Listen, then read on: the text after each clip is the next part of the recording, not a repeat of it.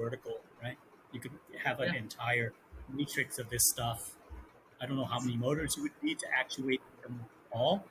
You might be able to figure out a way to do one motor to actuate a vertical column with them by just simply moving that tab up and down. I don't know, Mhm.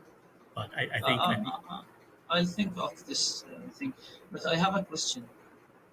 Uh, okay, so when you said about like artificial muscles, I was thinking um, in construction, usually sometimes they do post tension and pre tension structures. So, for example, if I had like multiple rubber bands interlocked a thread, and I put them in in a certain tension where they close, and all the motors need to do is to loosen up a little bit, so they open.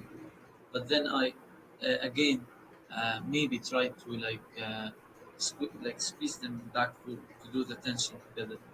It's just an idea I was thinking about. no, no. Is that It seems like it would work, but with one disadvantage.